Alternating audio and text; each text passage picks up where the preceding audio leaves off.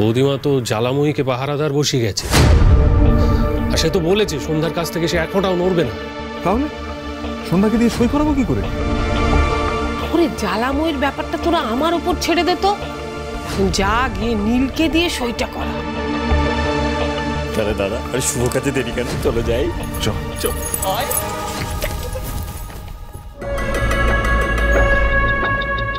যতই চেষ্টা করো বিজয়া, তোমার বৌমাকে আজ আমার হাত থেকে কেউ বাঁচাতে পারবে না।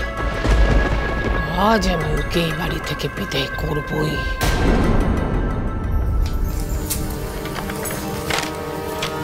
এটা কি? আমাদের তরফ থেকে তোর জন্য গিফট।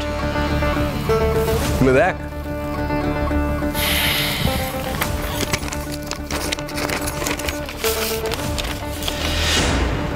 Divorce paper?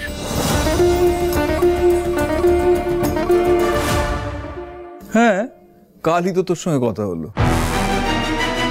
তা বলে রাত না পোয়াতে এত সকাল সকাল? শুভ কাজে দেরি করতে নেই আকাশ, এ কথাটা তো তুই জানিস। আমরা মানি সন্ধ্যার হাত থেকে যত তাড়াতাড়ি মুক্তি পাওয়া যায় ততই তো মঙ্গল। সইটা কর তাড়াতাড়ি। নীল, ওইটা হাতে নিয়ে বসে থাকলে ডিভোর্সটা হয়ে যাবে না, সইটা করে দে। উনি সই করেছেন?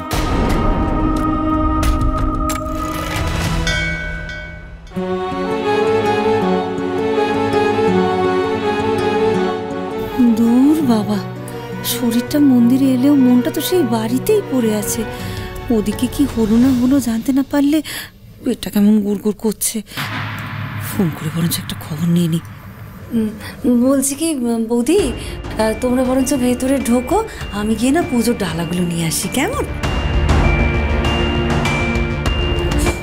মেজো বলছে, একটা ব্যাপার খেয়াল করেছিস? আমাদেরকে মন্দিরে নিয়ে আসার ব্যাপারে শৈলর উৎসাহটা একটু বেশি ঠেকছে না? না না, ঠিক সুর বাজছে না, বুঝলি? কে জানে আবার কি মতলব করছে।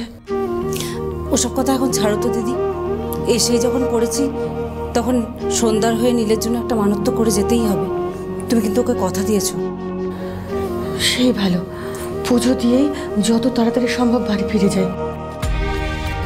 কে জানে বৌমা ঠিক আছে কিনা। চল ভেতরে চল। এই একটা সই দিয়ে তুই সারা জীবনের মতো মুক্তি পেয়ে যাবি নীল। তোর সইটা হয়ে যাওয়ার পর সন্ধ্যাকে ভুলিয়ে ভালিয়ে ছল করে সইটা করতে হবে, হাতে সময় নেই, দেরি করিস না, সইটা করে দে নীল।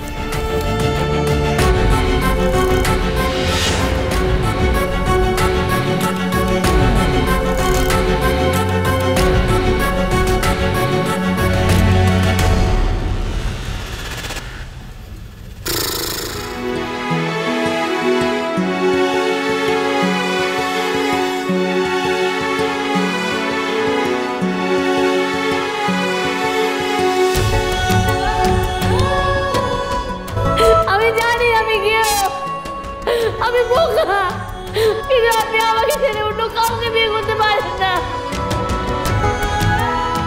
আপনি বড় সরল ড্রামা কুইন, আপনার মতো আমি আর এক পিছু দেখিনি। এত সময় নিচ্ছে কেন? শেষ মুহূর্তে বেঁকে বসবে না তো নীলটা? এত কাণ্ড করে কি শেষে তীরে এসে তরি ডুববে?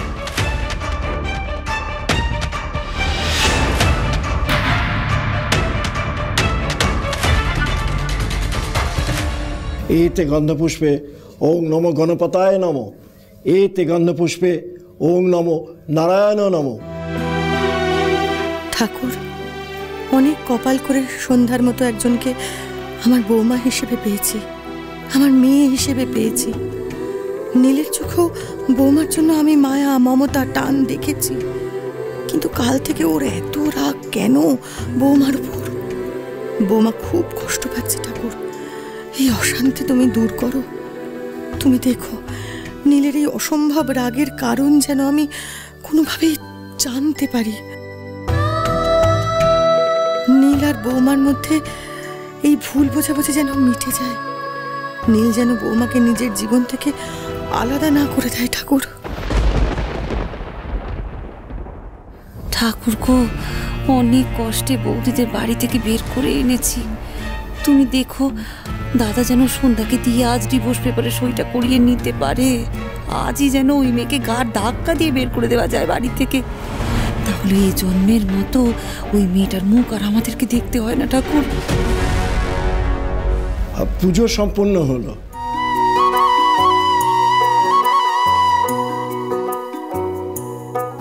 এই নিন প্রসাদ।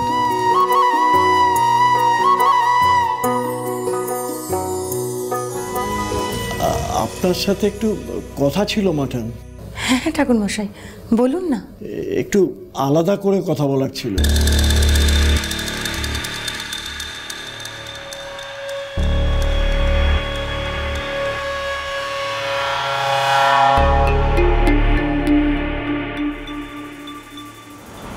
তুই তো জানিস যে মেজদি আমার জীবনের সব। তাহলে তুই মেজদির থেকে অ্যাপ্রুভাল নিয়ে আয়। মেজদি যদি হ্যাঁ বলে আমি এক্ষুনি তোর সাথে সম্পর্কে যেতে রাজি।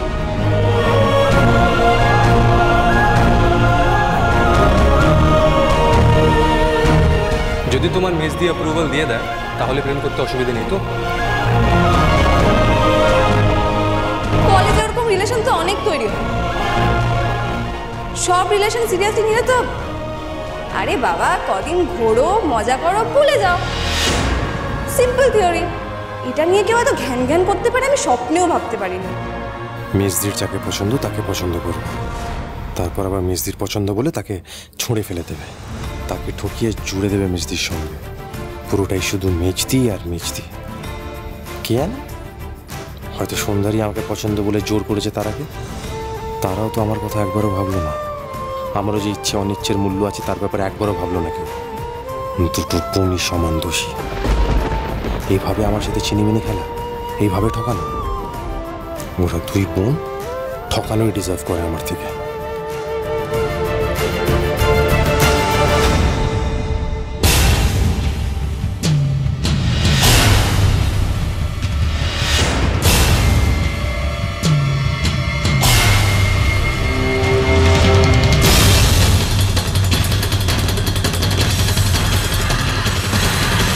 এইবার তুমি গেলে সন্ধ্যারানী। একটা কথা আপনাকে না বলে পারছি না মাঠান। একটা ব্যাপার আমার একটু খারাপ লেগেছে। হ্যাঁ হ্যাঁ ঠাকুর মশাই বলুন না, নির্দ্বিধায় বলুন। আপনি নিশ্চয়ই জানেন কাল সকালে আপনার ছেলে মন্দিরে এসেছিল। কাল কাল সকালে তো নীল বৌমাদের বাড়ি গেল ক্ষমা চাইতে।